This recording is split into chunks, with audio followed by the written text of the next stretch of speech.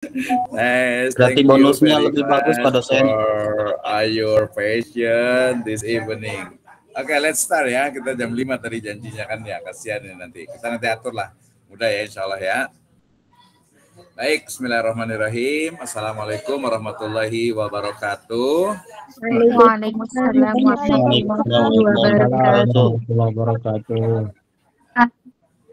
Alhamdulillahirabbil alamin. Wassalatu wassalamu ala asrafil anbiya'i wal mursalin. Habibana wa nabiyyana Muhammadin sallallahu alaihi wasallam wa ala alihi wa ashabihi wa man tabi'ahum bi ihsanin ila yaumiddin wa ba'd. Terima kasih kepada seluruh mahasiswa di program studi Pendidikan Agama Islam Sekolah Tinggi Agama Islam Sirojul Falah Bogor ya.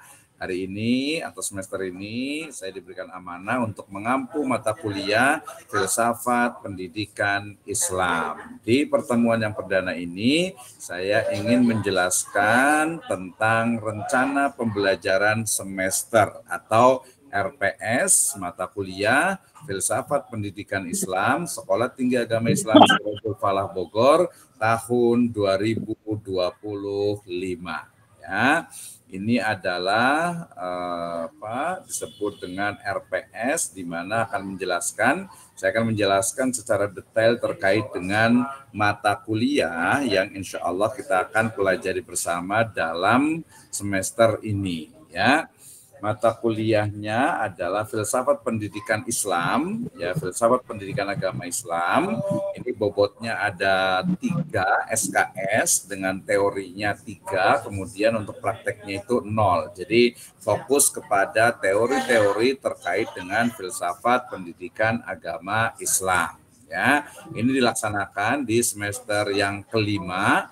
Kemudian status mata kuliahnya adalah wajib dan tanggal penyusunan tanggal 6 September 2025 ya. Insya Allah saya akan mengampu untuk mata kuliah ini. Saya Daud Bisno, MI MH MPD, kemudian koordinator mata kuliah dan rumpun ilmu ada Dr. Edi MPDI, kemudian ketua program studi Bapak Ustadz Fuad Hasan MA HUM ya. Jadi setelah mempelajari mata kuliah ini ada CPL dan juga CPMK yang harus dicapai. Namanya juga capaian ya. Mata kuliah ini adalah mata kuliah yang berupaya memahami konsep pendidikan berdasarkan prinsip-prinsip Islam, berfungsi sebagai landasan konseptual dan normatif untuk mengintegrasikan nilai-nilai Islam dalam pendidikan. Ya, filsafat sendiri adalah kajian mendasar tentang eksistensi pengetahuan dan nilai sains menggunakan metode empiris untuk memahami dunia fisik. Agama memberikan panduan spiritual dan moral. Nah, ketiganya memiliki karakteristik unik namun dapat saling melengkapi dalam memahami realitas ya. Jadi hari ini sebenarnya mata kuliah kita ini mempelajari ada 3 karakter dari masing-masing disiplin keilmuan. Yang pertama adalah keilmuan filsafat, yang kedua adalah keilmuan sains, dan yang ketiga adalah keilmuan agama ya. Tadi yang saya sebut dengan mata kuliah yang sangat amazing ya, sangat menantang karena paradigma yang berbeda kemudian diramu menjadi satu mata kuliah, yaitu Filsafat Pendidikan Islam atau Filsafat Pendidikan Agama Islam. Itu deskripsi mata kuliah kita. Baik. Setelah mempelajari mata kuliah ini, ya diharapkan mahasiswa itu mampu untuk menyelesaikan CPL, capaian pembelajaran. Yang pertama adalah CPL yang dititipkan oleh prodi atau yang diamanahkan ya oleh prodi kepada mata kuliah ini. Ya, ini lebih kurang ada 8. Ya, kita mulai dari yang pertama. Jadi Ibu Bapak sekalian, teman-teman semuanya, jadi ketika kita belajar filsafat pendidikan Islam, diharapkan ya setelah menyelesaikan pembelajaran ini, mahasiswa nanti akan mampu untuk yang pertama menunjukkan sikap religius yang berdasarkan nilai-nilai Islam dalam kehidupan akademik, sosial, dan profesional. Nah, ini yang pertama nih. Jadi dengan belajar, tadi saya baca surat At-Takasur itu, dengan belajar itu mestinya ketakwaan kita, sikap religius kita itu lebih meningkat. Jadi CPL, capaian pembelajaran S1 maksudnya adalah sikap, ya. Sikap yang pertama menunjukkan sikap religius berlandaskan nilai-nilai Islam dalam kehidupan akademik, sosial, dan profesional. Itu sikap yang pertama. CPL sikap yang kedua, dengan belajar filsafat pendidikan Islam ini diharapkan mahasiswa itu mampu untuk menjunjung tinggi nilai-nilai kejujuran, integritas, dan etika akademik dalam pengembangan pemikiran pendidikan Islam. Ya, ini adalah CPL sikap yang kedua. Jadi jujur, memiliki integritas, kemudian etika akademik, sehingga nantinya akan mengembangkan pemikiran Islam. Baik, kita lanjutkan. Ya, CPL pengetahuan yang pertama, yaitu diharapkan setelah belajar mata kuliah ini, ya, mahasiswa itu mampu menguasai konsep, ya, teori dan metodologi dalam bidang pendidikan agama Islam, ya, sehingga nantinya itu akan mampu untuk ya memahami dan juga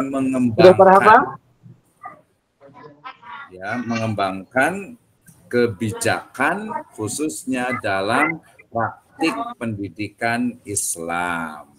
Itu CPL pengetahuan yang kedua. Kemudian CPL dari keterampilan khusus yang pertama, setelah belajar mata kuliah ini mahasiswa itu diharapkan mampu untuk mengembangkan solusi inovatif berbasis kajian ilmiah dalam pendidikan Islam. Sudah ke keterampilan umumnya tuh, ya.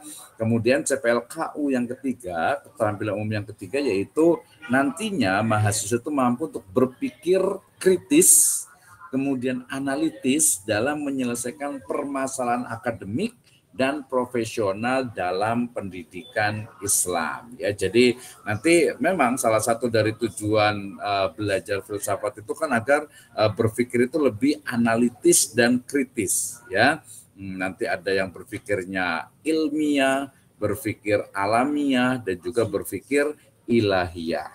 Nah, kita tadi sudah menemukan tiga paradigma yang kita pelajari secara bersama-sama. Apakah saling bertentangan? Ya bisa jadi ada beberapa sisi. Misalnya kalau kita bicara tentang sains itu adalah objeknya itu adalah sesuatu yang dicerna oleh panca indera. Sementara wahyu itu kan tidak beberapa bagiannya itu tidak bisa dicerna oleh panca indera.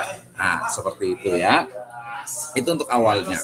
Kemudian CPL KK itu maksudnya adalah keterampilan khusus, ya. Tuh di keterampilan khusus yang pertama. Jadi mata kuliah ini diharapkan setelah mempelajari mata kuliah ini mahasiswa itu mampu untuk merancang, mengimplementasikan dan mengevaluasi model pembelajaran pendidikan agama Islam yang inovatif dan inklusif berbasis teknologi yang menjunjung kemanusiaan. Jadi lengkap semuanya tuh ya. Jadi kenapa mampu merancang dan mengimplementasikan serta mengevaluasi? Karena basic dari filsafat pendidikan agama Islam itu adalah memahami tentang tujuannya, kemudian prosesnya sampai kepada evaluasinya. Ya, jadi itu nanti kajian tentang filsafat dari pendidikan Islam. Dan CPL yang terakhir dari prodi ini yang menyambung dengan mata kuliah kita itu adalah jadi mahasiswa nantinya mampu melakukan penelitian. Nah, ini nanti akan jadi challenge di mata kuliah kita ini. Jadi mahasiswa setelah belajar mata kuliah ini mampu merancang atau mampu melakukan penelitian yang berkualitas dalam bidang pendidikan agama Islam dan menyebarluaskannya sesuai kaedah publikasi akademik. Nah ya, jadi mata kuliah kita ini ya nanti ujungnya adalah menggunakan kurikulum satu OBE, Outcome Based Education, ya di mana kita bukan hanya selesai belajar gitu ya, belajar 14 pertemuan setelah itu udah dapat nilai, sudah tidak ya, tetapi belajar kemudian ada hasilnya. Salah satu hasilnya apalagi di semester 5 ya, adalah nanti kita sama-sama membuat jurnal, membuat book chapter, atau membuat tulisan, atau juga bisa membuat webinar ya, yang nantinya all of you as a speaker ya. Jadi setiap mahasiswa itu menjadi pembicaranya ya. Nanti kita akan sepakati, jadi ada beberapa skill yang kita improve ya, writing, kemudian speaking, researching, dan juga publishing. Ya, oke, itu adalah CPL. CPL itu artinya capaian pembelajaran dari prodi yang diamanahkan kepada mata kuliah ini. Baik, kita lanjutkan. Ya, berikutnya adalah CPMK, capaian pembelajaran mata kuliah. Ini lebih spesifik lagi dalam artian ya kalau sudah belajar mata kuliah ini mestinya ini yang pertama CPMK 1, mahasiswa mampu menjelaskan secara kritis konsep dasar, ruang lingkup, aliran-aliran utama dalam filsafat pendidikan Islam, serta relevansinya terhadap problematika pendidikan kontemporer, khususnya pendidikan agama Islam di Indonesia. So, one of our challenge, every student have to write and presentate about the philosopher in Islam. Jadi nanti dari CPMK 1 ini nanti setiap mahasiswa apakah berkelompok atau perorangan nanti akan membahas tentang satu tokoh filsafat dan pemikirannya khususnya terkait dengan pemikiran pendidikan agama Islam dari mulai Al-Kindi, Al-Farabi, Al-Ghazali sampai yang ada di Indonesia sekarang ini. Nanti saya akan tuliskan ya. Oke, berikutnya CPMK yang kedua. Jadi mahasiswa itu nantinya mampu menganalisis pemikiran tokoh-tokoh filsafat Islam klasik dan kontemporer dalam konteks pengembangan pendidikan Islam yang humanistik, yang inklusif dan transformatif. Ya, jadi ternyata misalnya pemikiran Al-Ghazali misalnya cenderung kepada pemikiran yang membentuk karakter siswa. Nah, bagaimana nih ya relevansinya dengan pendidikan di Indonesia? Nah, makanya nanti pendidikan Islam itu dia harus apa? Humanistik, human ya. Jadi humanize gitu ya. Jadi memanusiakan manusia. Jangan sampai juga ya siswa atau mahasiswa itu seperti robot ya, jadi hanya dicetak gitu ya, misalnya dicetak itu dibentuk menjadi pekerja ya, tidak memiliki hati, tidak memiliki akhlak, tidak memiliki etika. Nah, itu yang terjadi ya, makanya harus humanistik pendidikan itu ya. Yang kedua inklusif, terbuka dalam artian let's open our mindset ya, because the world is not only in ourselves but in the outer, in the maybe abroad, in the other countries tentu saja ya. Banyak sekali pemikiran-pemikiran di luar yang perlu kita pahami. For example, misalnya kita tinggal di Bogor, kita tinggal di Jawa Barat, kita tinggal di Indonesia yang mayoritasnya itu Muslim. Nah, ketika kita ke Thailand, ketika kita ke Europe, ketika kita ke USA, ketika kita ke Aussie atau ke British gitu ya, biasanya kok beda ya. Belum lagi di dalam Islam sendiri kan juga banyak pemikiran-pemikiran itu yang perlu kita lebih inklusif lah ya. Jadi tidak hanya karena wa ma arsalnaka illa rahmatan lil alamin, dan transformatif juga. Jadi mengikuti perkembangan zaman ini yang penting nih ya, dalam artian amun cek Sundama istilahnya ngigelan zaman gitu ya. Jadi kita harus bisa ngigelan zaman gitu ya. Jadi mengikuti irama zaman ini mau kemana, tapi kita juga punya prinsip. Ya, kita punya prinsip, ada bagian-bagian yang sifatnya itu statis, tapi ada juga yang dynamic, ada yang dinamis. Oke, inklusif, humanistik, inklusif dan transformatif. Itu CPMK yang kedua, capaian pembelajaran mata kuliah. CPMK yang ketiga, ini sub-subnya nanti diisi dari yang ada di sini ya.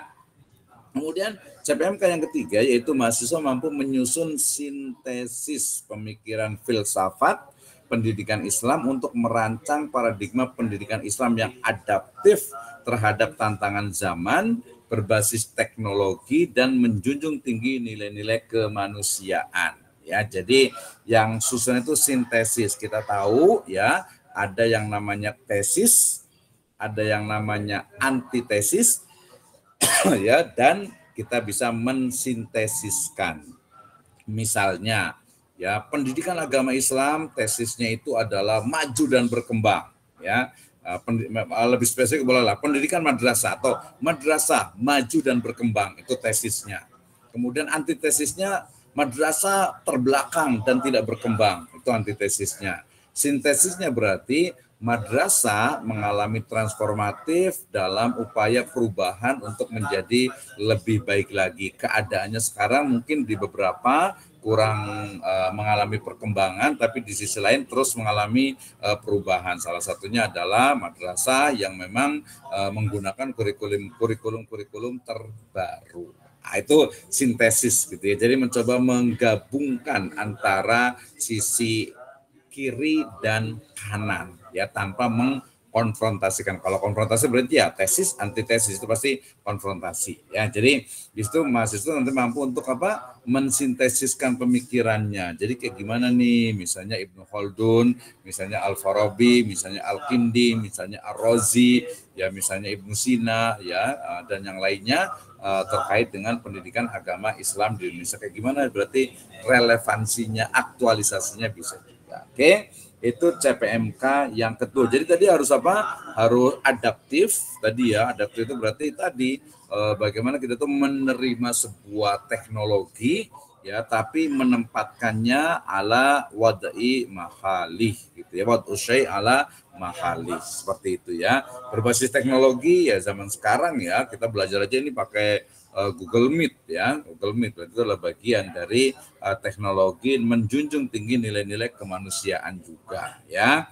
Itu CPMK yang ketiga. CPMK yang keempat yaitu dengan belajar filsafat pendidikan Islam ini diharapkan mahasiswa itu mampu untuk ya sikap lebih terbuka, inklusif ya, menghargai perbedaan pandangan dalam kajian filsafat pendidikan Islam sebagai bentuk penghormatan terhadap keragaman pemikiran ya. Pemikiran, budaya, kultur, pemahaman itu pasti kadang plural ya, berbeda-beda. Makanya kita punya pedoman Bhinneka Tunggal Ika ya, berbeda-beda tetapi tetap satu juga dalam satu ikatan yaitu ukhuwah Islamiyah atau ukhuwah Watoniyah dalam konteks NKRI. Nah, itu ya. Jadi kita lebih terbuka berbeda apa dalam perbedaan pandangan, terutama nanti kajian tentang filsafat pendidikan Islam. Makanya kalau kita lihat bagaimana dari cara berpikir dari filsafat pendidikan Islam itu memunculkan berbagai lembaga pendidikan Islam.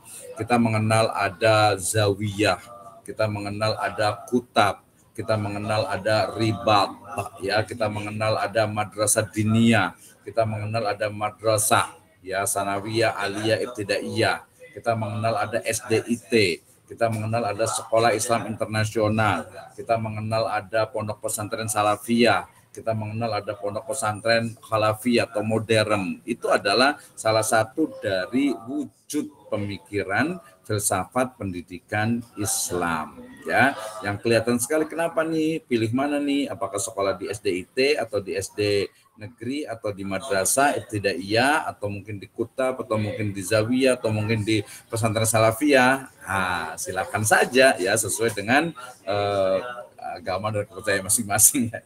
Sesuai dengan apa ya keyakinannya dengan cita-cita ke depannya. Oke ya.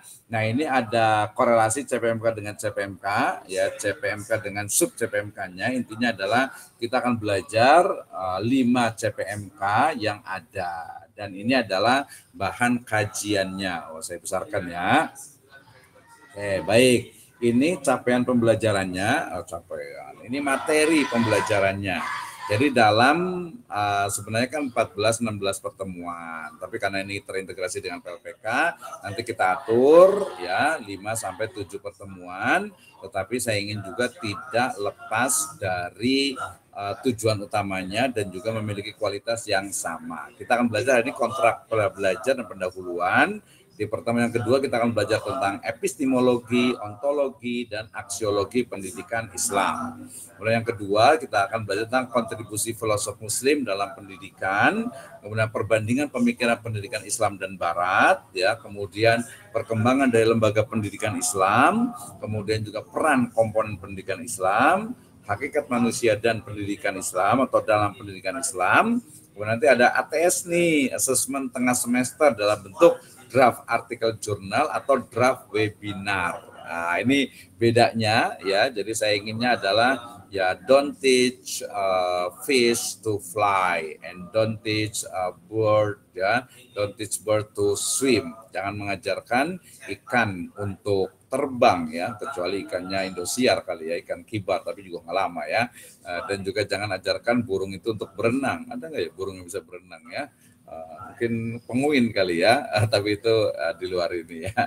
Baik, jadi intinya nanti masing-masing mahasiswa tentu saja punya keahlian, punya kemampuan, punya keinginan, punya kekhasan. Walaupun kalau di perkuliahan ya di-train semuanya, dilatih semuanya. Latih berbicara, latih menulis, latih meneliti, melatih publikasi. Nah, itu akan ada di asesmen tengah semesternya atau mid-term semester itu ya. Itu ada draft dan juga draft artikel jurnal, juga draft webinar. Di pertemuan yang ke-9 ada peran guru dan murid dalam pendidikan Islam, kemudian pendidikan Islam di era globalisasi, kemudian di pertemuan berikutnya problematika pendidikan Islam di berbagai negara, kemudian rekonstruksi pemikiran filsafat pendidikan Islam, kemudian pendidikan Islam dan transformasi sosial, kemudian yang ke-14 ada implementasi filsafat pendidikan Islam dalam kebijakan pendidikan, serta integrasi sains dan Islam dalam pendidikan. Nah, ya, itu materi-materi yang kita pelajari bersama dari 15 ya, berarti ada 14 ya, dengan UTS UAS jadi 16. Itu nanti kita akan padatkan menjadi 6 atau 7 ya, 7 pertemuan, insya Allah ya. Untuk referensi banyak sekali, kita tidak membatasi ya. Di sini ada Syed Naqib Alatos, The Concept of Education in Islam, a framework for an Islamic philosophy of education, ya. Kemudian ada Al Faruqi, Ismail Rajai, Islamization of Knowledge, General Principle, ya, dan juga Enrock Plan. Kemudian juga ada Al Ghazali, ya, Imam Al Ghazali. Ihya Ulumuddin itu juga bisa digunakan. Kemudian Said Hussein Nasr, ada Science and Civilization in Islam. Kemudian ada Prof. Amin Abdullah dengan Islam dan Pendidikan, Perspektif Integratif dan Interkonektif. Kemudian juga ada guru saya Profesor Dr. Ahmad Tafsir di Filsafat Umum, Akal Hati Sejak Teles hingga Capra. Ini ada bukunya. Ini bukunya ya. Ini selalu saya pegang ya. Kalau saya baca-baca ulang terus ya. Jadi filsafat umum di sini beliau karena pakar pendidikan sebenarnya juga bicara banyak juga tentang pendidikan agama Islam dari perspektif filsafatnya. Selain itu bisa juga menggunakan bukunya Prof. Harun Nasution, kemudian Fadlur Rahman, Islam and Modernity, ada Prof. Azumardi Azra juga bisa digunakan, Tradisi dan Modernisasi Menuju Milenium Baru, Muhammad Iqbal, The Reconstruction of Religious Thought in Islam, Paulo Freire juga, kemudian bisa buku saya juga, saya juga nulis buku tentang filsafat pendidikan agama Islam. Nah, itu materi-materinya yang akan kita pelajari. Kemudian ini secara detail pertemuan yang insya Allah kita akan laksanakan sesuai dengan CPMK-nya, indikatornya, kriterianya, bobotnya, bahan kajian, metode pembelajarannya, kemudian medianya, estimasi waktunya, sampai learning experience yang kita dapatkan ketika belajar di filsafat pendidikan Islam ya. Sekali lagi di RPS saya buat memang 16 ya, 14 pertemuan, 1 ATS, asesmen tengah semester, dan asesmen akhir semester atau UTS dan UAS ya. Kemudian setelah itu nanti ada presentasi, kemudian juga ada buat draft atau membuat jurnal dan sebagainya. Nanti kita akan sepakati bersama. Nah, seperti itu ya. Bogor 6 September 2025, dosen pengampu Dr. Misna MMI MHMTT. Then we can discuss. Tadi saya jadinya sampai jam 5 ya, karena ini sebagai awal, dan karena ini terintegrasi ya, saya pengen juga nanti banyak juga di untuk di rumah dikerjakan dan lain sebagainya, sehingga nantinya akan kita bisa lebih bermanfaat, waktunya juga akan lebih banyak lagi kita manfaatkan untuk bisa diskusi, kemudian juga kita bisa istilahnya itu mengembangkan dari pemikiran-pemikiran yang ada. Oke, seperti itu. Kemudian untuk istilahnya perkuliahan, nanti kita menunggu dari akademik memastikan waktunya. Ya, ini masih koordinasi juga dengan yang S2 tadi katanya besok. Kalau besok berarti asar saya bisa, tapi asar nanti tinggal tukar dengan yang lainnya. Insya Allah sih dimudahkan, tidak sulit ya. Kita ikuti saja dan sesuai dengan akadnya, dalam artian itu ya sudah Jumat dengan Sabtu standby ya. Kita belajar sama-sama ya.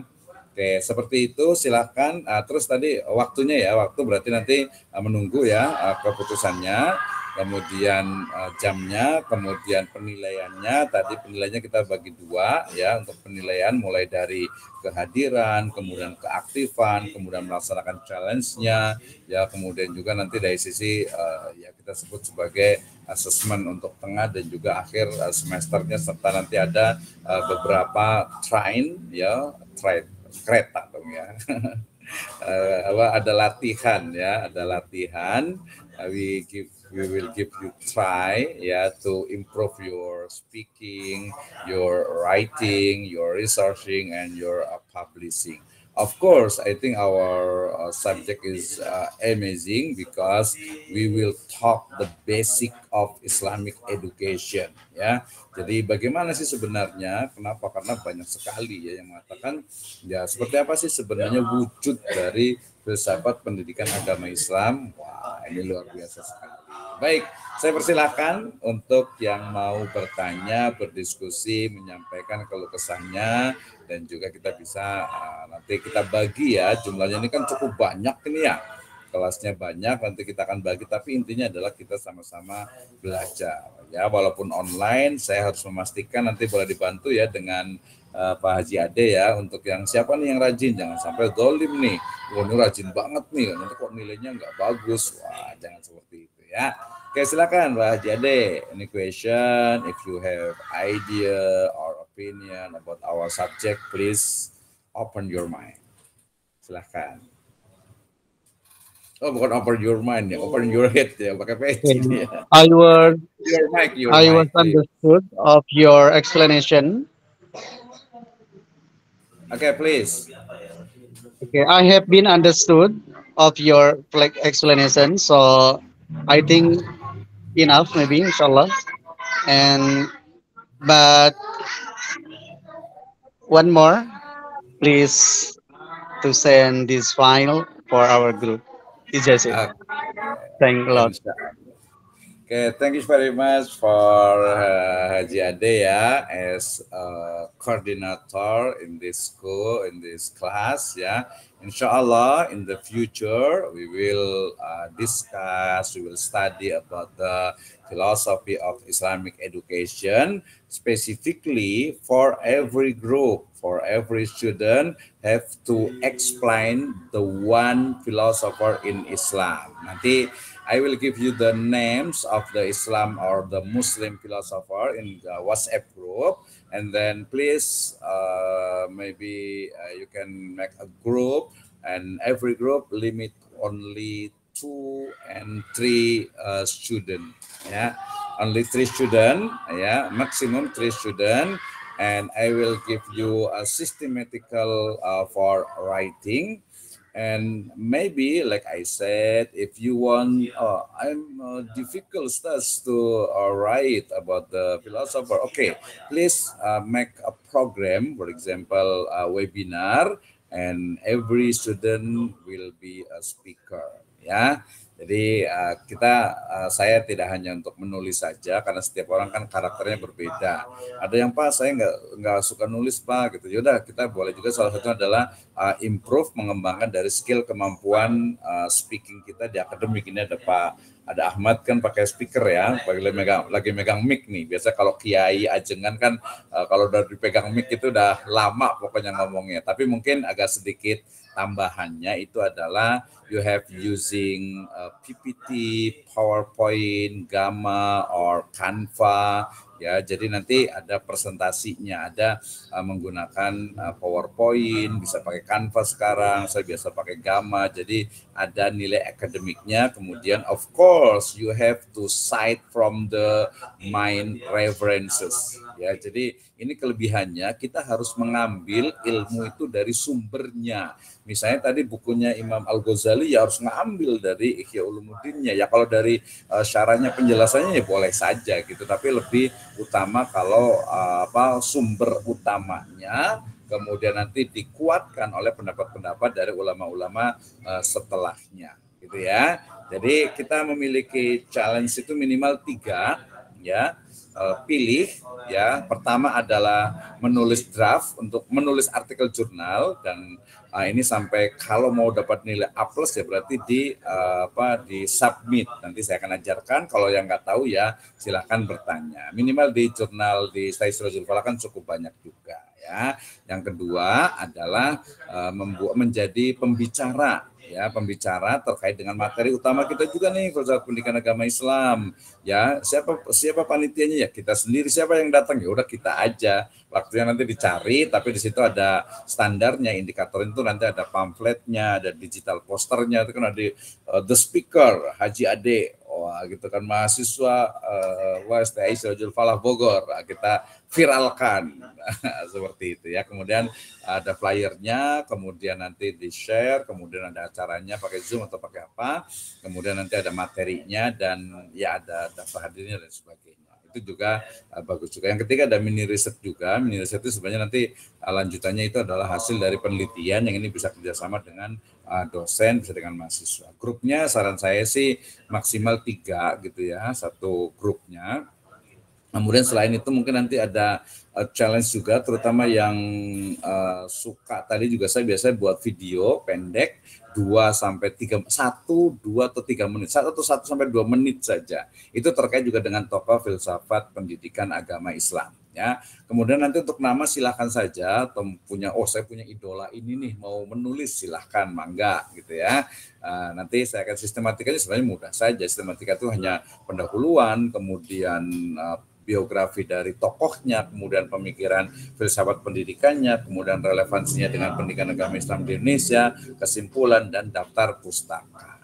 Ya, daftar pustakanya nanti saya kirimkan juga, saya punya udah banyak sekali untuk e-book dari filsafat pendidikan agama Islam. Kalau nggak keburu silakan cari di internet ya, judulnya Filsafat Pendidikan Agama Islam .pdf. Nanti yang keluar adalah e-book, ada daftar isinya, ada covernya, ada penulisnya, ada tahun terbitnya, itu enough cukup. Selain itu bisa juga menggunakan misalnya AI, ya bisa menggunakan SciSpace, bisa menggunakan DeepSeek, bisa menggunakan Perplexity, bisa menggunakan Genie.ai, banyak banget lah ya. Seerpisan upami hoyong mah anu penting mah niat sarang implementasi sakitu tisim kuring itu ya Pak Jade, luar biasa sekali. Pokoknya kita enjoy aja lah ya. Saya pengen semuanya nanti karena ini terintegrasi, jadi pertemuan sebenarnya kita fleksibel ya, jadi nggak kaku banget. Tadi Pak Ketua juga menyampaikan ya belajarnya makan nanti juga nggak apa-apa, tapi saya pikir ya kalau kita bisa lakukan lebih cepat lebih baik, kenapa tidak gitu ya. Artinya yang kita bisa belajar ayo bareng-bareng gitu kan ya, ada lagi kapan lagi ayo. But I propose maybe one session we can meet offline in our campus. Ya, jadi nanti saya harapkan 1 kali lah minimal itu kita bisa ketemu offline di kampus juga, terutama nanti untuk saya biasanya coret-coret itu untuk draft sebelum menjadi UAS. Ya, kalau bisa. Kalau nggak bisa silakan grup masing-masing nanti di print, dikesayakan, kemudian dicoret-coret, diperbaiki, itu yang nanti akan jadikan UAS-nya.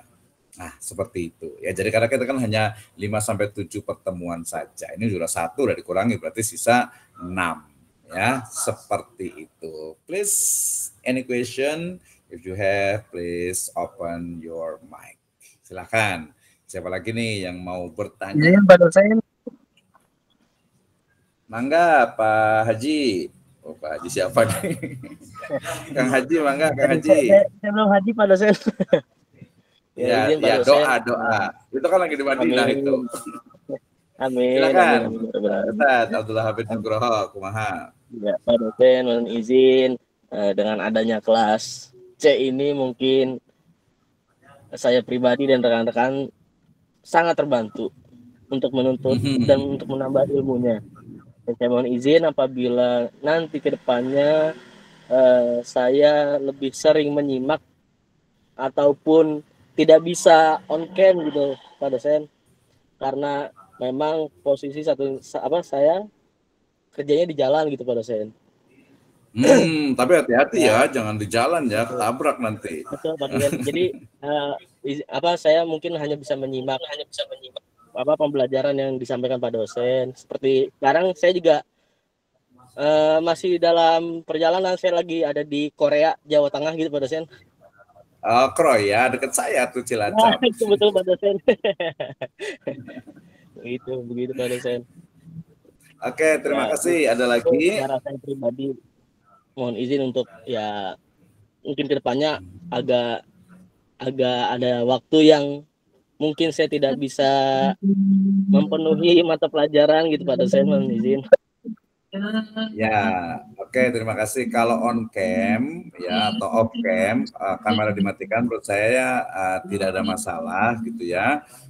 Cuman kalau untuk hanya mendengarkan, saran saya sih ya nggak full lah gitu ya, hanya mendengarkan saja, ulah nganciping ya, ngaji bari nguping hungkul gitu ya. Jadi jangan pasif lah ya. Jadi ya 5 kali pertemuan 3 kali lah aktif. Ini udah bisa aktif nih. Kenapa? Karena salah satu dengan kemajuan dari artificial intelligence ini, dengan kemajuan ChatGPT dan sebagainya itu, ya sering sekali mahasiswa ketika dikasih tugas tulisan itu memang mengambil dari sana. Padahal dosen itu kan menginginkan kemampuannya itu memang bukan hanya menulis tetapi memahami. Salah satu dari indikasi memahami itu adalah mampu mengungkapkan ide dan gagasannya dalam bentuk tulisan, dalam bentuk lisan atau dengan lisan ya. Kalau dengan tulisan sebenarnya bagus, cuman sayangnya sekarang tuh banyak tulisan itu yang langsung mengambil dari AI itu, sehingga kemudian ya apalagi ini mata kuliah filsafat, jadi harus banyak ngomong, harus ngeyel, harus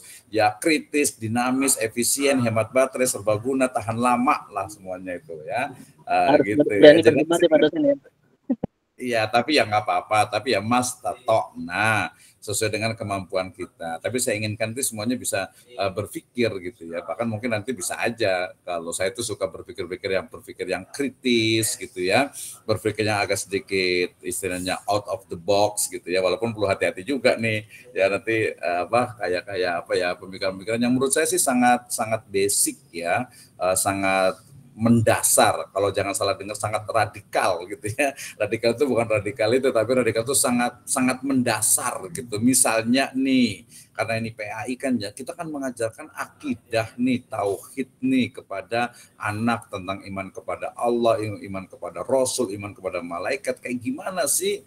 Ya kalau PAI sendiri itu, saya pahami, saya mengambil salah satu profesor di Universitas Islam Malang itu mengatakan, karena ini juga sangat relevan dengan kelas kita ini, jadi ketika bicara tentang PAI itu jangan dibatasi hanya di sekolah saja. Oke, secara sempit, secara itu adalah memang di sekolah, tapi lebih luas lagi PAI itu adalah ada di setiap kehidupan kita. Ya, yang jadi guru, yang jadi wira swasta, pokoknya kalau dia muslim ya mau nggak mau harus belajar PAI ya. Nah, filsafat ini juga sama nih. Kenapa sih? Tadi saya sudah singgung, hari ini mata pelajaran ini, mata kuliah ini kita belajar itu 3 paradigma. Keren banget kan? Jadi kita belajar 3 paradigma. Paradigma pertama adalah paradigma filsafat. Ya, filsafat itu didasarkan kepada alam ide ya, yang mungkin abstrak gitu ya, dan rasio nomor satunya itu. Jadi rasio otak lah ya, pemikiran kita itu paradigma yang pertama, paradigma filsafat. Yang kedua adalah paradigma sains, paradigma ilmu pengetahuan. Paradigma ilmu pengetahuan adalah sains, ilmu pengetahuan yang sumbernya itu adalah panca indera. Jadi rasio itu kadang tidak digunakan, tapi yang bisa dicerna oleh panca indera itulah sains atau ilmu pengetahuan. Dan yang ketiga adalah kita belajar tentang paradigma agama. Bahwasanya agama itu sumbernya itu adalah wahyu.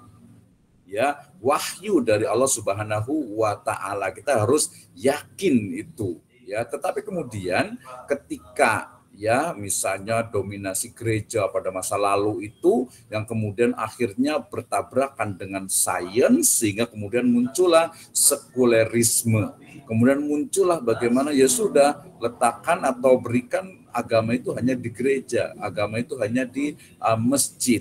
Ya, sehingga kemudian agama sudah mulai terpinggirkan. Ya, bahkan dalam sains sendiri mungkin ada pertanyaan, kenapa sih filsafat itu diajarkan hanya di perguruan tinggi? Jawabannya banyak sebenarnya. Salah satunya adalah karena memang dominasi dari ilmu pengetahuan yang berasal dari barat, yang harusnya memang kita itu belajar filsafat. Ingat, filsafat itu belajar secara mengoptimalkan rasio sebenarnya. Kecuali nanti memang filsafat Islam, dia punya karakter, ya punya karakternya itulah karakter ilahiyah, wahyu, walaupun oleh Barat sebagai entitas budaya ditolak. Saya kemarin bicara diskusi dengan satu profesor dari Malaysia, saya bertanya tentang bagaimana perkembangan epistemologi di Barat. Mereka mengatakan ya sama sampai hari ini bahwa wahyu itu tidak bisa dijadikan sumber ilmu pengetahuan. Nah, seperti itu. Ya, bahkan hari ini saya selalu biasa agak-agak nyerempet ke the flat earth theories gitu ya. Teori tentang flat earth ya, bumi yang datar gitu ya. Kemudian juga teori-teori tentang ilmu pengetahuan. Sekarang apalagi kalau sejarah ini banyak sekali ya. Banyak sekali sains yang sebenarnya dia bukan sains, disebutnya itu dengan pseudo science ya. Pseudo science itu adalah ya hoax lah ya, bukan ilmu pengetahuan sebenarnya. Nah, seperti itu ya. Jadi menarik nih, dalam ilmu pengetahuan misalnya begini, jadi panjang kan. Misalnya nih, saya kasih contoh begini. Ada seorang ibu kemudian memiliki anak. Kemudian anaknya seharian itu bermain di kebun. Tiba-tiba sampai di rumah, anaknya kemudian sakit demam. Paham kan? Ya, jadi main di kebun gitu ya, pas pulang tiba-tiba demam. Kira-kira paradigma dari 3 paradigma itu apa yang dilakukan oleh ibunya itu? Bukan ya? Apa kira-kira nih? Ya mungkin kalau masyarakat sekarang ya alhamdulillah, ya udah sakit berarti ke dokter lah gitu ya. Ke dokter. Kalau dulu enggak, ini kayaknya kesambet ini kayaknya nih, kerasukan kayaknya nih, harus dibawa nih ke orang pinter nih gitu ya dan sebagainya gitu. Itu paradigma. Sebenarnya banyak juga sama nih dalam agama pun. Nanti kritik di barat memang seperti itu gitu ya. Kritik di barat misalnya begini, tentang nasib gitu ya, tentang nasib ya. Misalnya kita itu kadang kenapa ya nasib kita itu seperti ini ya, kalau perspektifnya agama atau perspektif manusia kok kayaknya ini ya apa, saya itu paling sengsara di dunia gitu ya, termiskin di dunia atau paling sengsara di dunia gitu ya. Nanti kalau dalam istilah Jawa itu namanya sawang sinawang. Tiasa mangga bangun nyari Sunda gitu ya, nyari Jawa ge mangga tiasa gitu ya.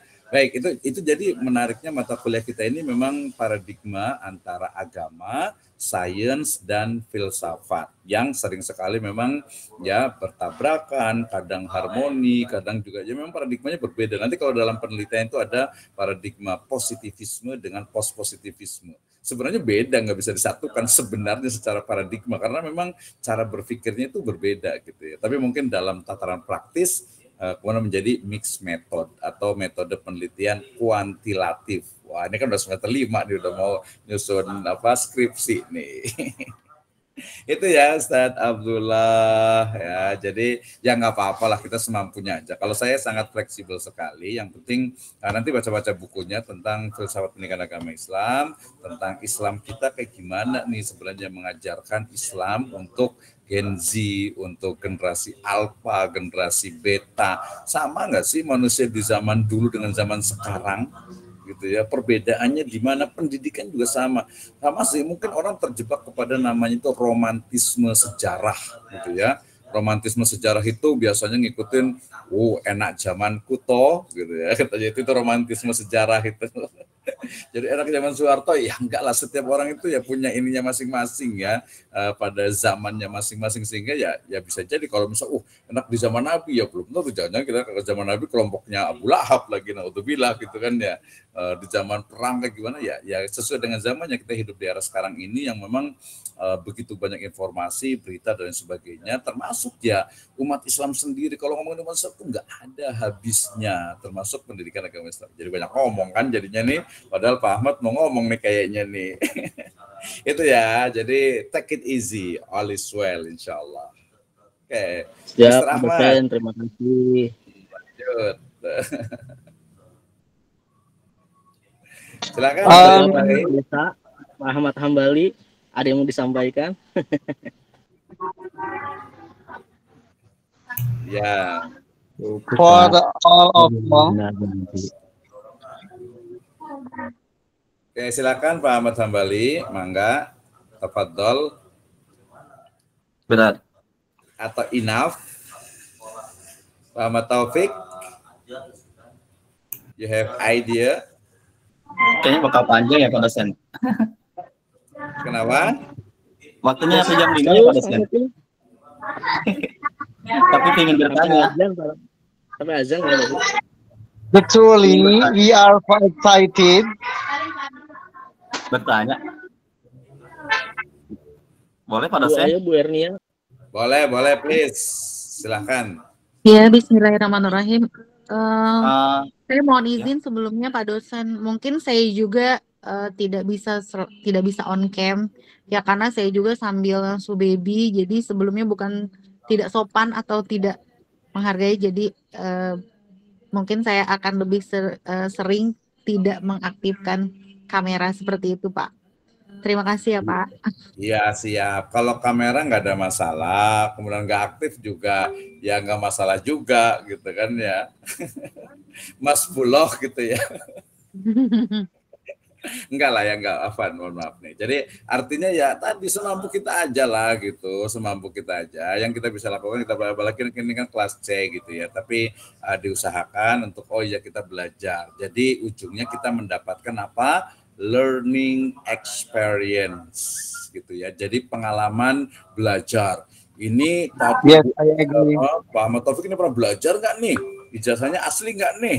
Wah, jangan-jangan ini nih. Wah, gitu. Oh, ada nih, ada rekamannya, ada daftar hadirnya, ada e-kampusnya, lengkap. Dan nanti kalian jadi pejabat kan, ingat-ingat saya nanti ya. Tapi saya nggak ikut-ikutan.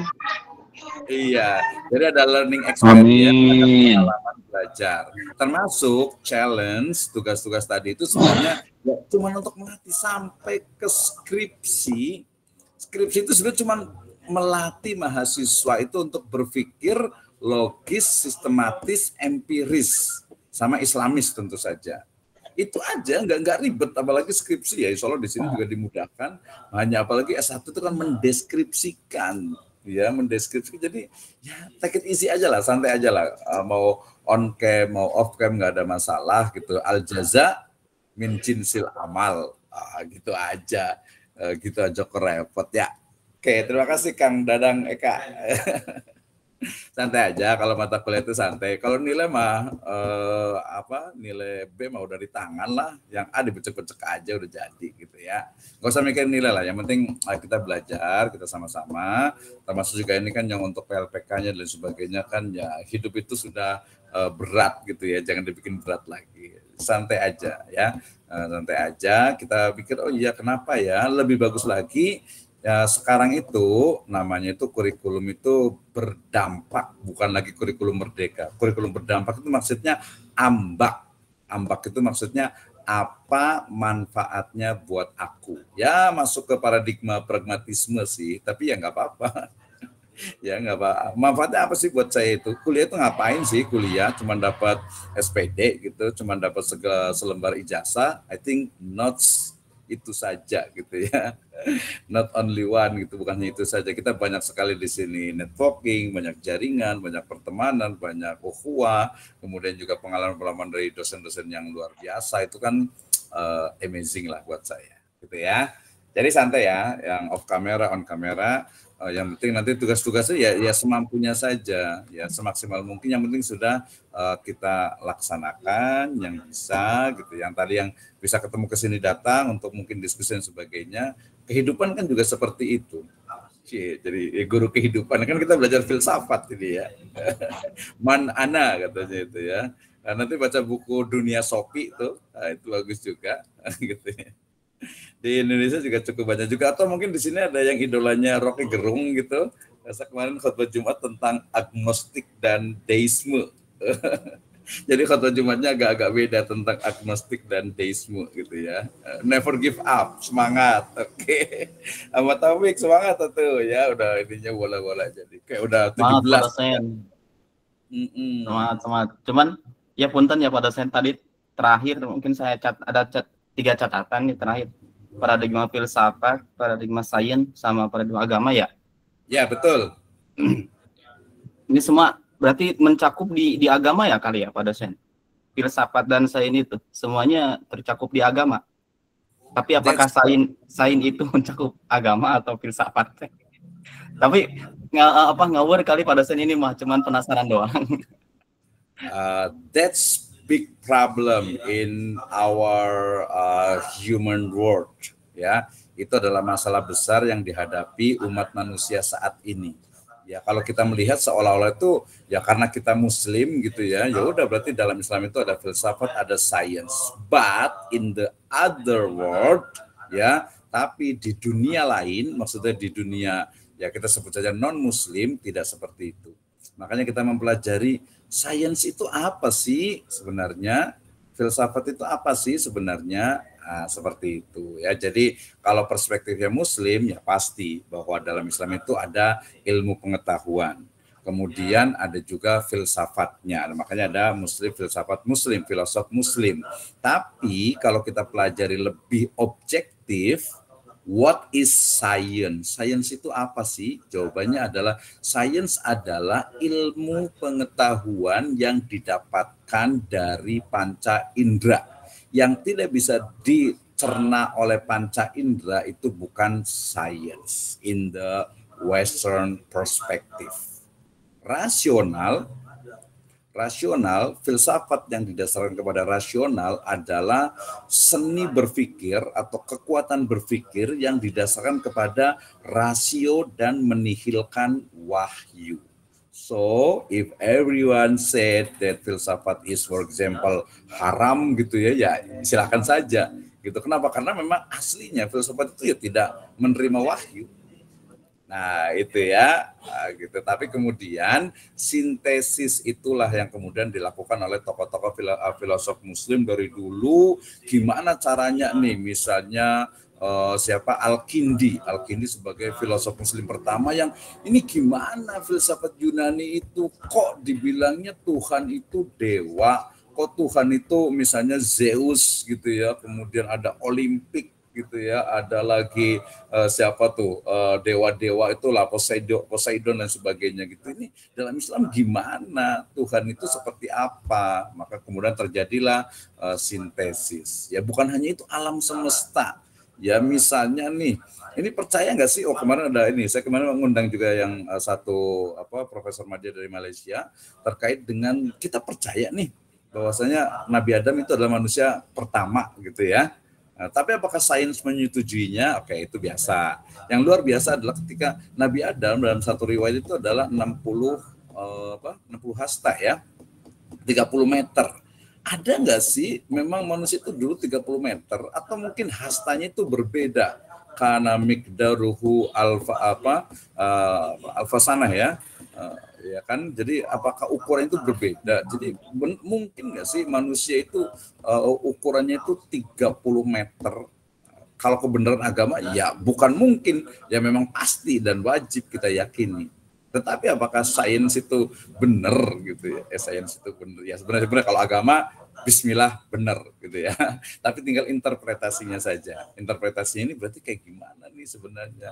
Itu ya. Jadi menarik nih Ustaz Ahmad Taufik nih, kita bicara tentang sains, filsafat dengan agama. Kenapa? Karena filsafat, pendidikan, agama Islam, atau kita tingkat biar lebih mudah. Filsafat, ilmu filsafat, pendidikan itu sains, Islam itu agama. Jadi 3 itu berarti keren banget kan. Filsafat ya? Itu ini Pak dosen. Filsafat itu bisa diterapkan di sains dan di agama gitu. Secara garis besarnya begitu Pak dosen ya? Secara basic tidak bisa karena berbeda sumber dan ininya gitu. Tapi kemudian terjadilah sintesis sehingga ya bisa gitu ya. Jadi gimana tuh, bisa apa nggak bisa tuh? Nggak bisa, berarti kan filsafat itu kan bisa sebenarnya menyesuaikan dia di agama atau di sains gitu Pak dosen. Jadi bisa diterapkan di tempat mana kita ingin kita bahas gitu Pak dosen. Seperti agama kan filsafat Islam, kita membahas filsafat agama Islam ya kan. Ya mungkin di agama lain ada tentang filsafat lain kan gitu. Ya makanya nanti kita belajar nih di pertemuan berikutnya, kita akan belajar tentang dimensi-dimensi dalam filsafat, yaitu mulai dari eksistensi, ontologi, epistemologi, teori ilmu pengetahuan dan kebenaran, serta aksiologi. Plus nanti juga dalam epistemologi itu adalah ada metodologi. Seperti itu ya. Tenang, isbir, sabar. Kita akan belajar, tapi waktu ini udah lewat, udah 5:30 ini ya. Jadi memang enak sih diskusi tentang filsafat itu, karena memang ya berpikir tapi dengan budaya yang berbeda, kemudian tapi kok bisa ya? Tadi makanya ada orang mengatakan bahwa kok ada sih filsafat Islam itu, ya itu ramuan, sintesis gitu ya. Sintesa dari pemikiran-pemikiran yang ada. Gitu. Tapi kemudian di peradaban lain mengatakan enggak gitu. Dia tetap berbeda, gitu. Tetap berbeda. Makanya misalnya itu agama dengan sains ya ada beberapa bagian agama yang memang bisa disainskan. Tapi banyak juga bagian-bagian dari agama yang tidak bisa disainskan. Ya mungkin kalau dalih agamanya kan ya mungkin karena ilmunya belum sampai. Gitu ya, mukjizat, kemudian juga karomah ya dan lain sebagainya, itu kan kadang ya tidak masuk sains ya, tidak masuk sains. Nah, logika sendiri itu juga nanti rasio itu juga berbeda-beda dari sisi ukur rasio itu apa sih, la'allakum ta'qilun, la'allakum tatafakkarun, ya ulil albab, ya ulil absar, ya ulil nuha, itu kan banyak sekali dalam Islam. Dalam Al-Quran sendiri istilahnya itu teks-teks yang mengarah kepada untuk mengoptimalkan rasio, tapi rasio yang mana? Jadi banyak kan. Oke, terima kasih untuk semuanya. Hatur nuhun kasadayana. Insyaallah kita lanjutkan nanti, nunggu jadwal yang resminya terkait dengan mata kuliah kita ini, filsafat pendidikan Islam. Ya, apa sih yang dibahas? Tak sabar. Kita pelan-pelan nanti kita akan bahas satu-satu tentang bagaimana pembahasan-pembahasan dalam mata kuliah filsafat pendidikan Islam. Oke, terima kasih terima kasih untuk semuanya. Insya Allah kita lanjutkan di pertemuan yang akan datang. Jazakumullahu khairan ala ihtimamikum. Kita tutup dengan hamdalah dan doa qabatul majlis. Alhamdulillahirabbil alamin. Subhanakallahumma bihamdika asyhadu an la ilaha illa anta astaghfiruka wa atubu ilaik. Wallahu muwaffiq ila aqwamit thoriq. Wassalamualaikum warahmatullahi wabarakatuh. Thank